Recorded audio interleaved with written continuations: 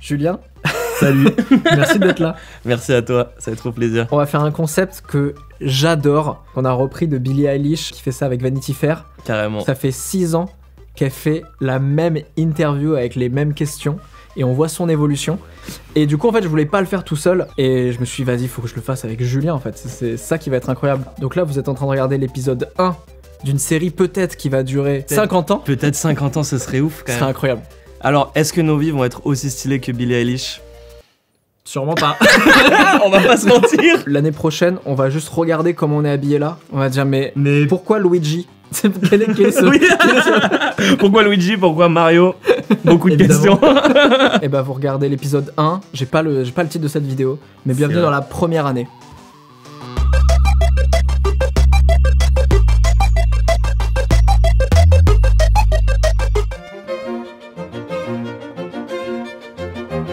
Ah, très bonne question.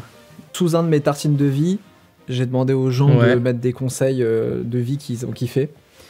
Et il y a une personne qui a dit, n'accorde pas d'importance à quelqu'un qui te critique si tu veux déjà pas de conseils de cette personne. C'était mieux écrit que ça. Ouais, Mais tu vois, non, mais l'idée et en fait, est intéressante. J'accorde beaucoup d'importance, Ouais. de moins en moins parce que j'en prends conscience, mais j'accorde pour moi beaucoup trop d'importance à la critique de certaines personnes, alors qu'au fond de moi je me dis, mais c'est vrai que déjà ces conseils je les écouterai pas. Tu sais, il y a souvent cette phrase de dire tous les conseils sont bons à prendre. Non. Non, Non, on vient de vraiment. changer ça. Tous les conseils Dans sont un pas an, bons. est-ce qu'on pense la même chose? Tous les conseils sont bons à prendre? J'ai ma réponse. La couleur de mes cheveux. Parce que, en fait, moi, je m'habille comme ça pour me sentir bien. C'est à la fois une barrière et à la fois un message d'ouverture d'esprit total Ouais. et aussi ça rend les gens heureux aussi. Simplement, les gens que je croise, c'est vrai. il y a des gens, ça les fait rire et tout, et c'est cool. Je me demande si je vais continuer à faire ça toute ma vie. Julien, dans un an, est-ce que t'as acheté un sweat noir? Est-ce que j'ai toujours les cheveux roses? Est-ce qu'ils ont changé de couleur? Tant de questions à moi-même. Est-ce que tu les as toujours? Oui, c'est clair. C'est trop marrant parce que tu m'aurais posé la question il y a un an, j'aurais répondu à un truc professionnel. Mm. Et je crois que là, c'est professionnel, mais ça englobe le pro et le perso, où je crois que je suis content aujourd'hui d'avoir créé la vie que j'ai... Alors, rien n'est parfait. La vie tout court. Créer la vie. Je suis très content d'avoir créé la vie. C'est fou ça, c'est vrai. Mais tu vois, d'avoir créé la vie dont je rêvais quand j'étais gamin. Ouais. J'ai un espace de création, je peux raconter ce que je veux. J'ai des gens qui m'écoutent et qui me ressemblent. Et moi, je me fais plaisir à le faire. Ce dont je suis le plus fier en vrai, c'est que j'ai l'impression qu'il y a beaucoup de gens qui m'ont un peu compris cette année et que ça a créé une espèce de cercle vertueux dont je suis hyper fier et je le vois toutes les semaines en tournée. Tous les gens qui viennent, il y a une espèce de liberté dans la salle, de gens adorables, cool. D'avoir réuni tous ces gens-là, c'est vraiment une grande fierté. Quelques idées pour toi. Bah, Bon, Moi, c'est je- le moment, on en parle. en fait, j'aime trop qu'on le démarre maintenant. Ouais. Parce que là, dans 3 mois, au moment où on tourne, je vais être papa. Donc ça veut dire que chaque année, mon enfant aura 1 an de plus. Là, on démarre à la naissance et il aura 1 an quand on refera la C'est deuxième. dingue. Au bout d'un moment, il sera avec nous. Et peut-être qu'il aura... Il ou elle. Incroyable, t'imagines? C'est ma plus grosse aventure de vie. Bah ouais, Je forcément. le sais d'avance, tu vois. Il y a Bah, un je truc. pense que- Déjà, hier, j'ai dû monter une poussette avec Nacelle et Cozy. Ça, c'était le défi de l'année dernière. Monter une poussette. Attends, Nacelle et Cozy, je savais même pas ce que c'était il y a 2 semaines. tu vois. Alors, écoute, moi, je sais pas du tout. Bon, je te montrerai, mais J'espère. Parce que moi, je pense que pour le coup, si on fait ce format pendant 18 ans, tu te diras, mon enfant a 18 ans, et moi, je serai en mode, listen my new EP on SoundCloud. Click, please. Please. j'espère dans 1 an, en tout cas, être fier de m'être senti capable de faire les choses, tu vois. Aujourd'hui, où là, j'ai l'impression, je sais même pas changer une couche, là, au moment où on parle, tu vois. J'ai jamais changé de couche de ma vie, je sais pas quand un bébé pleure, comment ça se passe, je sais même pas comment tu fais chauffer un biberon, enfin, tu sais, les trucs vraiment basiques. c'est clair. Et dans 1 an, quand je vais me regarder là, j'espère, je dirais, tu sais changer ouais. 1000 couches. on t'a chié dessus plus d'une fois, mon Oui, gars. c'est ça c'est sûr. Mais non, mais moi, je m'inquiète pas pour toi, je le sens bien.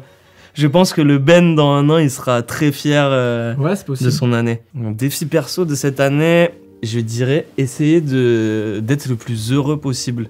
Là, je suis à un rythme de 3-4 dates par semaine, donc c'est vrai que en fait, c'est un isolement que j'avais pas vu venir finalement la tournée. parce qu'on a un fantasme de la tournée, de la fête, d'être avec plein de monde et tout, donc c'est vraiment... Enfin, c'est très paradoxal ce que je vais dire, mais c'est un moment de solitude totale, mais qui est le moment où tu vois le plus de monde de ta vie. Ouais.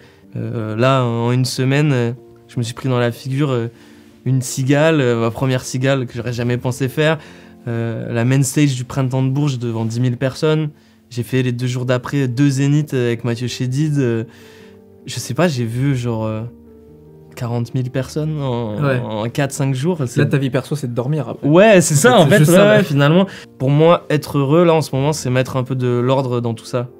Du coup, la question dans un an, Julien, est-ce que tu as trouvé l'équilibre entre ta vie personnelle et professionnelle? Oh là là là là là là. J'ai un début de réponse, je pense que pas du tout. On va être franc là. Du coup, j'ai un message pour moi dans un an. Lâche rien. On va y arriver, ensemble. Petit à petit, mais on va y arriver.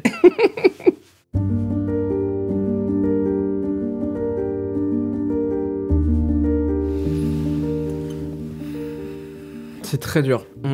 En fait, pour moi, la plus grande qualité, ça va être... En tout cas, ça va être mon challenge, c'est d'être à l'écoute de mon enfant. J'allais dire exactement l'écoute. Et de lui montrer que je suis à son écoute. Ouais. Parce que c'est peut-être le truc dont j'ai le plus souffert, où j'avais l'impression que mon père m'écoutait pas forcément beaucoup. Pour autant, c'était peut-être pas le cas. Oui. Donc c'est juste que tu l'as pas cerné. Exactement. Et qu'il me donnait pas les bons signaux. Donc ça va être ce truc-là d'écouter mon enfant pour pas qu'il devienne ce que j'ai envie qu'il soit, mais qu'il devienne qui il est vraiment et qui il a envie d'être en l'accompagnant. C'est tellement le flou. Wow, bon courage mon gars. Moi j'ai sorti un nouvel EP, il est disponible. Mais du coup Ben, dans un an, est-ce que t'as l'impression que t'es vraiment à l'écoute de ton enfant ou pas? Est-ce que t'as l'imprestion que tu lui montres vraiment que t'es à l'écoute? Déjà, est-ce qu'il t'écoute tout court? Est-ce que tu as un peu d'autorité ou... Pas me faire respecter, moi, il va me marcher dessus. Moi je suis à l'écoute mais il ne m'écoute pas.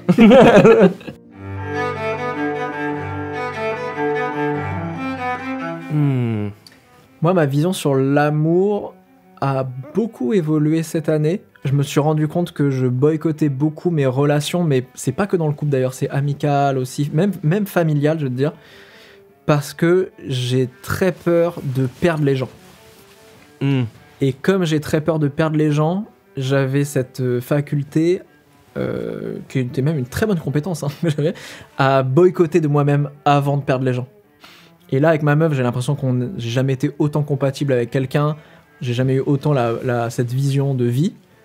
En plus, là, on est liés pour l'éternité, tu vois. Il y a vraiment accessoirement. Maintenant, il va être là, quoi. Ça fait quelques mois que ce truc-là d'auto-sabotage qui avait dans un coin de ma tête disparaît entièrement et où je commence à me dire, vas-y, trop stylé de s'engager à 1000% dans un truc. Pour moi, ma vision de la mort, c'est un partage total. Enfin, c'est plus un partage de se tirer vers le haut. Et à un moment, on accepte de se mettre main dans la main et d'avancer ensemble, même si c'est des milieux différents dans le taf ou même dans la vie. Ouais, là, ma vision actuelle, je pense, ce serait une équipe et à la fois, c'est un flou. Je pense, là, à la période de ma vie, aujourd'hui, sur la question de l'amour, je pense que beaucoup de questions, du flou. J'ai très hâte de savoir ce qu'il en est dans un an, Julien. Parce que là, c'est la merde. Je sais pas, j'ai des réponses de ce que je pense, ce que pour moi ça représente, mais là je suis plus concentré, je crois, dans ma vie sur avancer et m'épanouir artistiquement et tout. Je pense que c'est plus là où j'en suis. Je pense que c'est une réponse qui est plus intéressante là pour le Julien dans un an. Qu'on n'aura plus rien à foutre de sa carrière artistique. Ouais, c'est ça, en fait, moi, c'est la vie personnelle maintenant. Ouais, c'est ça, écoute.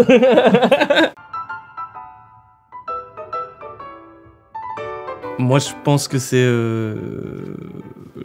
mon concert à la Cigale à Paris. Ouais. En fait, c'est quelque chose qui me semblait tellement... Enfin, j'y aurais pas cru une seule seconde il y a un an. C'est le climax d'émotion, d'incompréhension. Donc, je pense que c'est le plus marquant.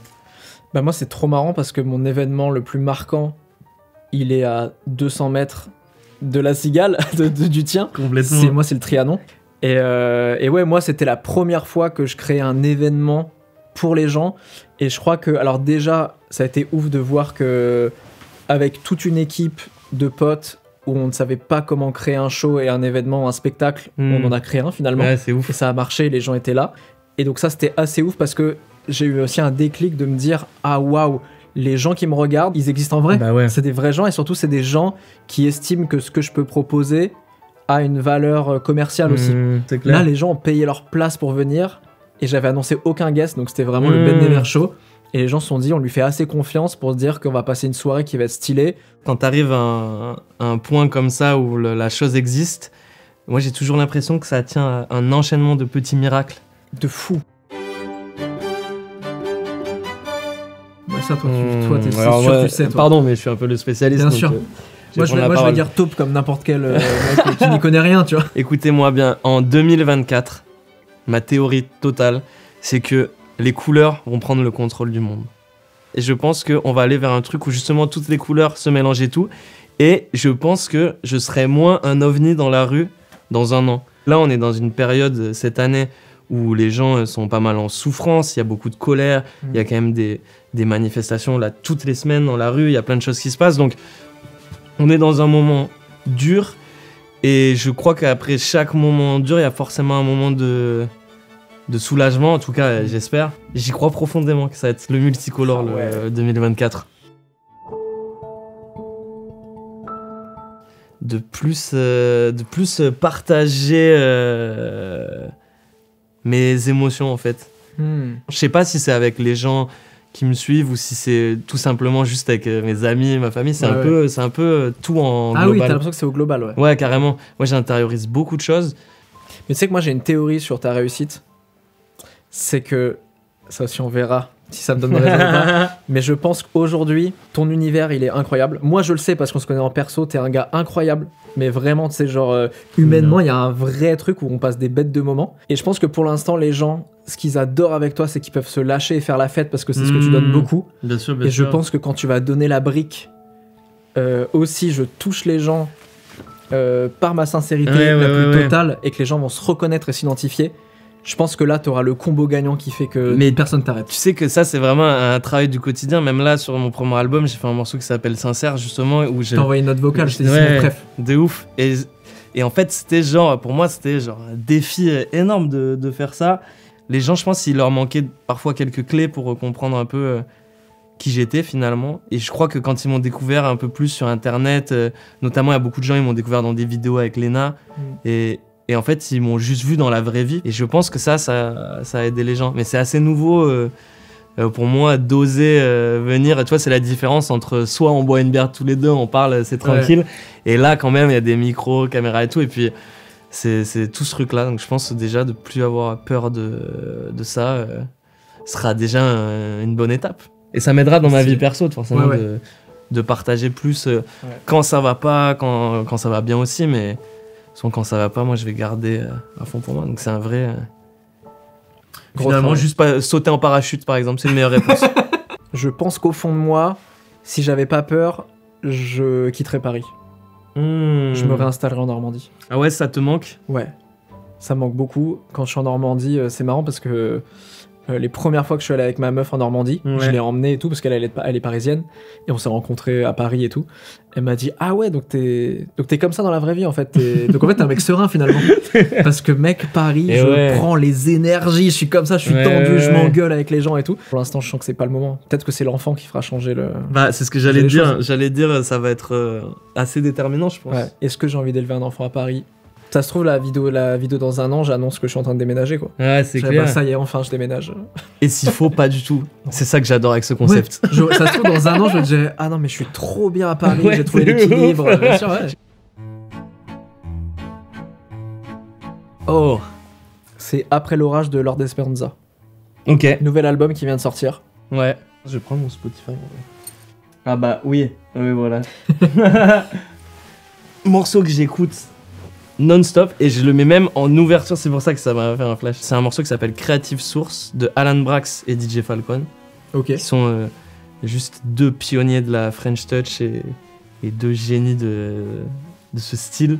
Et la version qui a été remixée par A-Track. J'aime bien choisir les sons qui marquent des périodes. C'est vrai, tu marques les... Alors ça par contre, ouais, dès que je vis un truc fort, je fais gaffe à quelle musique j'écoute parce que je sais qu'elle va rester avec le souvenir. Ok.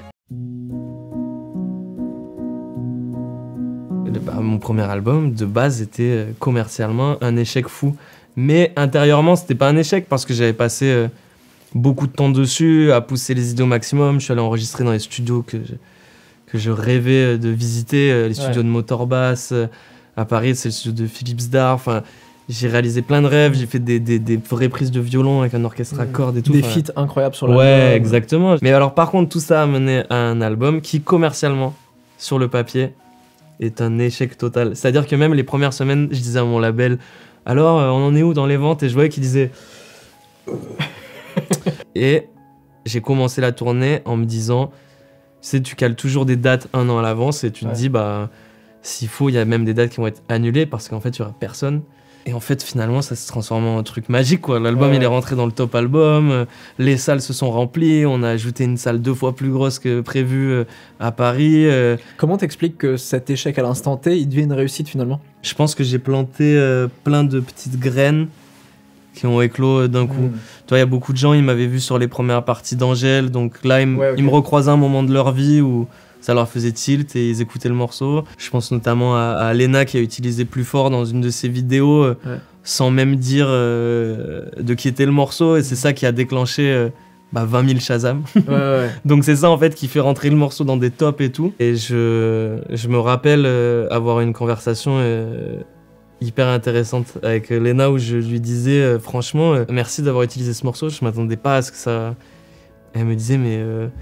me dis pas merci, en fait, les gens, ils avaient pas besoin que je leur fasse écouter, ils avaient besoin juste de l'entendre. Ouais. Et c'est techniquement ça qui s'est passé, quoi.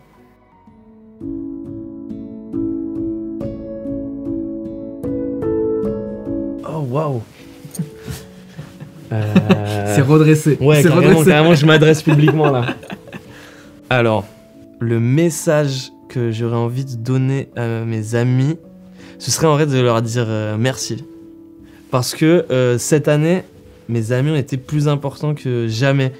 Je suis passé par plein de choses, on en parlait, échecs, flou. Il y a eu plein d'épreuves comme ça. Ça a été une année un peu compliquée émotionnellement. Et je crois vraiment que je me suis senti entouré d'amour et de confiance. Donc vraiment, le simple message que j'aurais envie de donner à mes amis, c'est de les remercier très fort. D'avoir autant été présent pour moi et de m'avoir tiré vraiment vers le haut. Et j'espère que j'ai fait de même avec eux. J'espère que je les ai assez tirés vers le haut et que je les ai rendus heureux, tout simplement. Mais j'ai l'impression qu'avec les moments qu'on a vécu récemment, on a tous fait la synthèse de tous ces moments-là. Donc, un grand remerciement. Oh là, c'est le truc prono, on va se gourer, forcément. Ah ouais, c'est là on va pas du tout avoir de flemme. Moi, en France, j'ai un petit feeling sur Ness. Il y a Pierrot, c'est le projet de Pierrot qui fait partie de Catastrophe, le groupe Catastrophe. Okay. Il fait un projet en solo qui est hyper beau. Je pense que tous les gens qui aiment November Ultra vont beaucoup aimer le projet de Pierrot parce qu'il y a la même sensibilité tout dedans.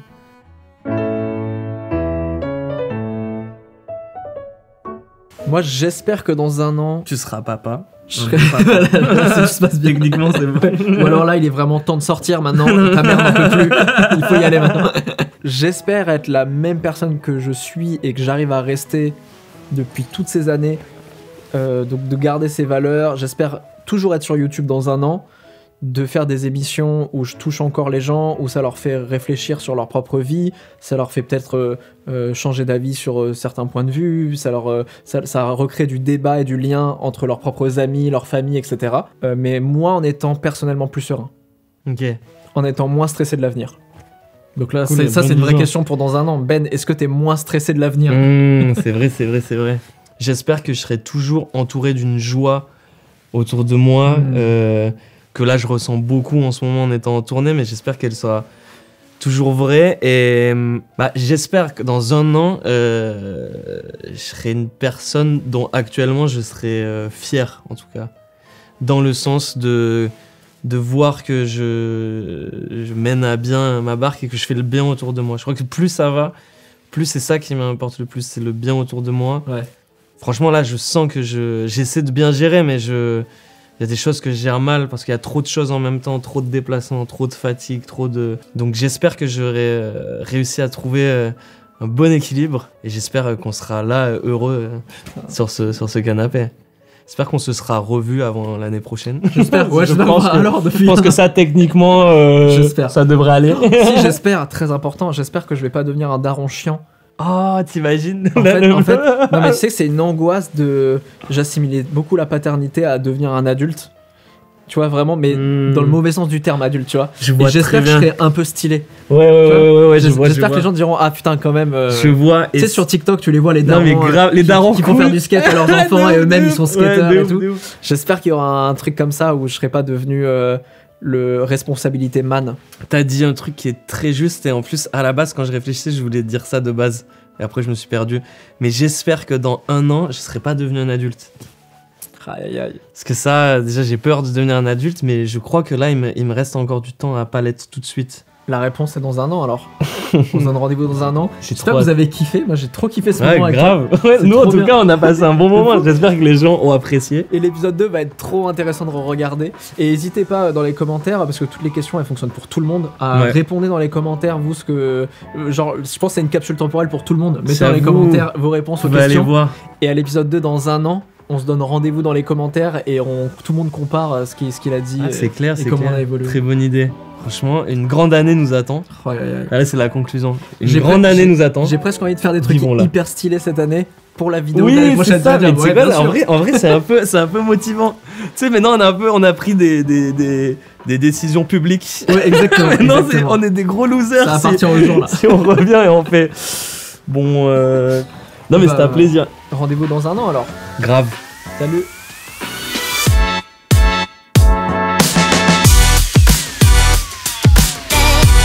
C'est hyper excitant comme concept. J'ai déjà envie d'être dans 1 an pour... Moi aussi. C'est trop marrant. J'adore.